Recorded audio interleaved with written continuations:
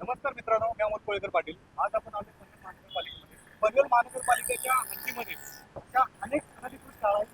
या अनधिकृत शाळा खरं तर 2-3 वर्षापूर्वी बंद व्हायला पाहिजे होत्या, परंतु प्रशासनाच्या बळकट कारभारामुळे या शाळा आजही दिवसेंदिवस वाढतच चाललेले आहेत आणि अशा प्रकारच्या शाळांमध्ये ऍडमिशन देखील वाढत चाललेले आहे. या सगळ्या गोष्टींवरती आवाज उठवणारे आणि या सगळ्या अनधिकृत शाळा या बंद होण्यासाठी प्रयत्न करणारे मुलांनी साहेब आपल्यासोबत आहेत. सर, आज आपण पनवेल महानगरपालिकेच्या आयुक्त कार्यालयात आला होता. आयुक्तांची भेट होती आणि आज आपलं उपोषण देखील होतं. काय नक्की तुमची भेट झाली आणि आज आपण उपोषण करणार आहात का?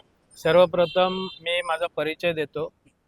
नमस्कार, मी राष्ट्रवादी काँग्रेस पार्टी प्रदेश सरचिटणीस कासमभाई मुलानी, तसेच पाचनन नगर रहिवासी सामाजिक संस्था तलोजा फेज 1 आणि फेज 2 विभागामध्ये ज्या शाळा चालतात त्या बेकायदेशीरपणे या महानगरपालिका पंचायत समिती पनवेल यांनी या जवळजवळ 4-5 वर्षापासून या बेकायदेशीर घोषित केलेल्या आहेत.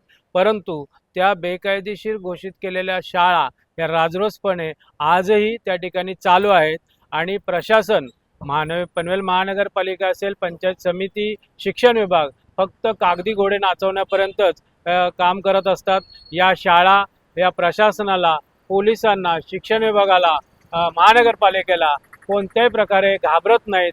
ते कोणाच्या आशीर्वादाने चालतात याकरता आमच्याकडे पालक वर्ग असेल, विद्यार्थी वर्ग असेल यांनी अनेक तक्रारी दाखल केलेल्या होत्या की या शाळा बेकायदेशीर आहेत. या शाळेवरती शिक्षण विभाग, पंचायत समिती आणि पनवेल महानगरपालिका यांनी तलोजा पोलीस स्टेशन येथे सप्टेंबर महिन्यामध्ये FIR दाखल केलेला होता, फौजदारी गुन्हे दाखल केलेला आहे. असे असताना या शाळा राजरोसपणे चालत आहे. या विरोधात शिक्षण विभागाकडे आम्ही वारंवार निवेदनाद्वारे प्रत्यक्ष भेटून त्यांच्या निदर्शनास ही बाब आणून दिल्यानंतर ते फक्त या ठिकाणी कागदे घोडे नाचवत होते. प्रत्येक वेळेला आम्हाला लेखी पत्र देत होते की कारवाई करण्यात येणार आहे, बंद करण्यात येणार आहे. त्यावेळेला आम्ही त्या गेल्या 10 तारखेला उपोषण आंदोलनाचा इशारा दिल्यानंतर शिक्षण विभाग, गट शिक्षण अधिकारी सतपाल साहू यांनी या ज्या बेकायदेशीर शाळा आहेत या त्यांनीच घोषित केलेल्या आहेत. या शाळेसमोर त्यांनी जाऊन त्या ठिकाणी अनधिकृत आहे त्याचा बोर्ड त्या ठिकाणी नामफलक लावले. परंतु शिक्षण विभागाचे अधिकारी त्या ठिकाणाहून जाताच या मुजूर शिक्षण विभागाच्या संस्थाचालकांनी त्या ठिकाणचे बोर्ड हे बेकायदेशीरपणे हटवलेले आहेत. म्हणजे ते कोणालाही घाबरण्यास तयार नाहीत.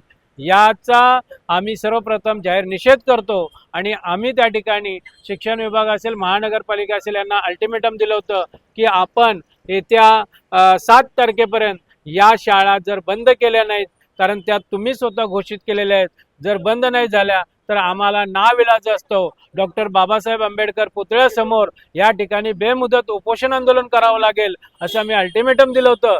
याची दखल काल या पनवेल महानगरपालिकेचे अतिरिक्त आयुक्त महेश कुमार वैजनाथ मेघमाळे यांनी आज अधिकृत लेखी पत्र पाठवलं की आज आपण चर्चेसाठी सकाळी या 12:30 वाजता आमच्या कार्यालयात या. आणि आज या ठिकाणी बैठक संपन्न झाली. त्यावेळेला सन्माननीय अतिरिक्त आयुक्तांनी सर्व विषयावर समाधानक चर्चा केलेली आहे आणि आज त्यांनी स्पष्टपणे शिक्षण अधिकारी चव्हाण साहेबांना आदेश दिलेले आहेत की या 5 शाळा ज्यांच्यावर फौजदारी गुन्हे दाखल आहेत या तात्काळ बंद करण्याचे आदेश काढा. त्यांचे पाण्याचं कनेक्शन बंद करा, लाईटचं कनेक्शन बंद करा. परंतु कुठल्याही परिस्थितीमध्ये या बेकायदेशीर शाळा चालल्या नाही पाहिजेत. कारण जर ऍडमिशन प्रक्रिया राबवली गेली तर या ठिकाणी पालकांचं, विद्यार्थ्यांचं मोठ्या प्रमाणात नुकसान होणार आहे आणि प्रशासनाची जरब ही कोणत्याही प्रकारची राहिलेली नाही हे दाखवून देण्याकरता त्यांना कडक त्या ठिकाणी त्यांनी निर्देश दिलेले आहेत. आम्ही त्यांना पुन्हा एकदा आपल्या या चॅनलच्या माध्यमातून सांगू इच्छितो की या ठिकाणच्या ज्या शाळा आहेत या रेसिडेन्शियल एरियामध्ये चालतात. ते स्ट्रक्चर एक 15 वर्षाचं जुनं आहे. जर उद्या काही अपघात घडला, जर त्या ठिकाणी काही झालं दुर्दैवाने, तर याची संपूर्ण जबाबदारी आम्ही या अगोदर म्हटलेलं होतं की BDO समीर वाटारकर साहेबांची असेल, गट शिक्षण अधिकारी सतपाल साहूंची असेल.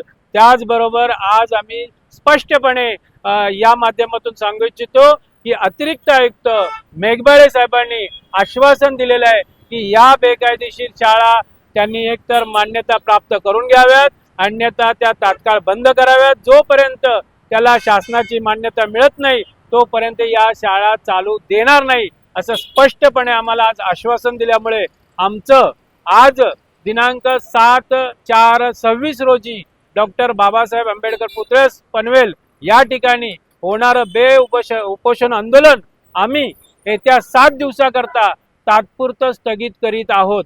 परंतु प्रशासनाने याची जर दखल घेतली नाही, यानंतर कोणत्याही प्रकारची चर्चा, कोणत्याही प्रकारची बैठक आम्ही त्या ठिकाणी करणार नाही, असे आज आम्ही अतिरिक्त साहेबांना, प्रशासनाला विनंती करतो. थांबतो. जय हिंद, जय महाराष्ट्र. मला एक प्रश्न विचारायचा आहे. हा 2-3 वर्षापूर्वीचा प्रश्न आहे. या 2-3 वर्षामध्ये त्या शाळांना अभय कोणी दिले? या 3 वर्षामध्ये ज्या शाळा बंद होत नाहीत, कारण प्रशासन फक्त त्या ठिकाणी नोटिसा काढतं, कागदी घोडे नाचवतं.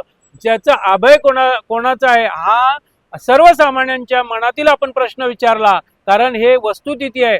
ज्यावेळेला आमचे या ठिकाणी समाजवादी पार्टीचे रायगड जिल्हा अध्यक्ष शिक्षण विभाग सेल आमिर खान हे त्या ठिकाणी खरोखर एक पेरेंट म्हणून माहिती गेले असता संस्था चालक प्रिन्सिपल यांनी सरळ आरोप केलेले आहेत की या शिक्षण विभागाचे जे मोहिते नामक अधिकारी आहेत ते आमच्याकडे येतात, नोटीस घेऊन येतात आणि त्या ठिकाणी लाखाचे, 2 लाखाचे, 20,000, 50,000 असे वेगवेगळ्या पद्धतीचे पाकिटं घेऊन जातात. आपण विचारलेला प्रश्न होता की नक्की या बंद का होत नाहीत, तर याच्यामध्ये आमचा स्पष्ट आरोप आहे की याच्यामध्ये प्रशासनाचा मोठा अर्थकारण आहे, म्हणूनच या शाळा बंद होत नाहीत. अन्यथा कोणत्या शिक्षण विभागाची हिंमत आहे की प्रशासनाला घाबरणार नाही, पोलिसांना घाबरणार नाही? संस्था चालक स्पष्ट सांगतात की या ठिकाणी आम्ही पाकिट देतो, म्हणूनच आमचा राजरोसपणे हा कारभार चालू आहे.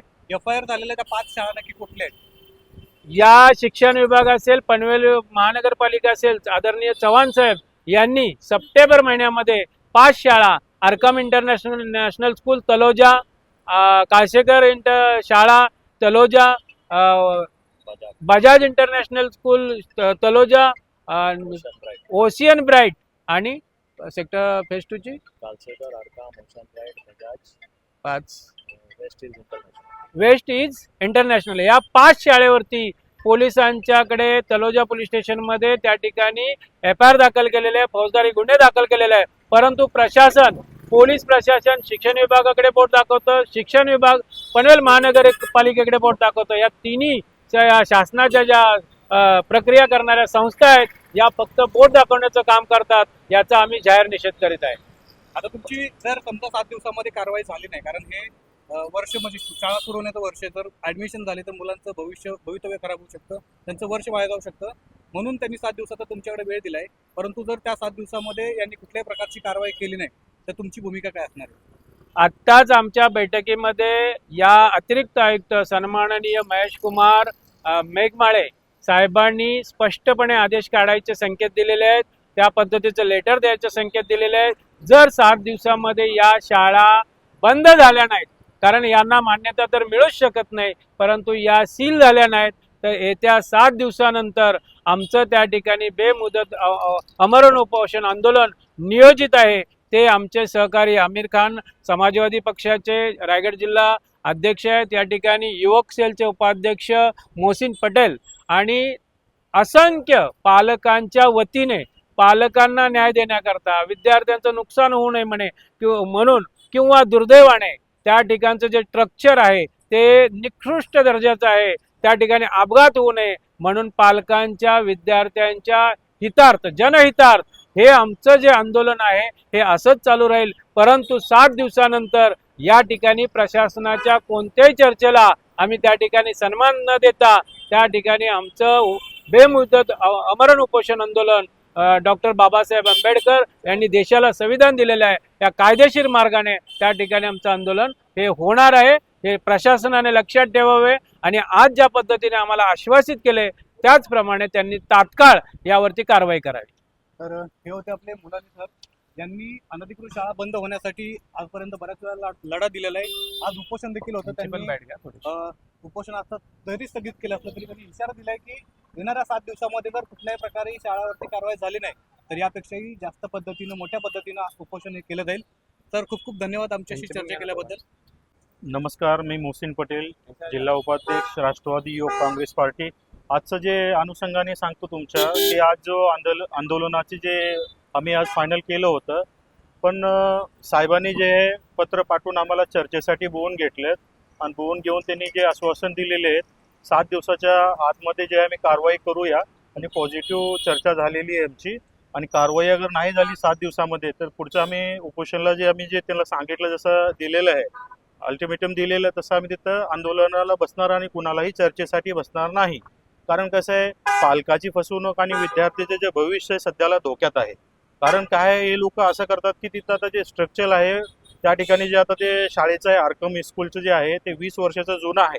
त्याला मेकअप करून त्यांनी जे आहे थाटामाटाने तिथं साजून जे आता त्यांनी जे उभारले तिथं उद्याच्याला काय दुर्दैवानं तिथं काय घडलं तर त्याला जिम्मेदारी कोण घेणार हा मोठा प्रश्न पालकातून आणि आम्हाला बी मोठा प्रश्न पडलेला आहे. तर आम्हाला असं तुमच्याकडून एक मेसेज द्यायचा आहे पॉझिटिव्ह 7 दिवसामध्ये जे आहे ते त्यांनी निर्णय घ्यावा. अगर नाही घेतले तर 8व्या दिवशी आम्ही कोणीही सांगितलं काय झालं आम्ही जे आम्हाला अधिकार दिलेले डॉक्टर बाबासाहेब आंबेडकर संविधानाने त्या हिशोबाने आम्ही तिथं उपोषणाला बसणार म्हणजे बसणार. ठीक, धन्यवाद.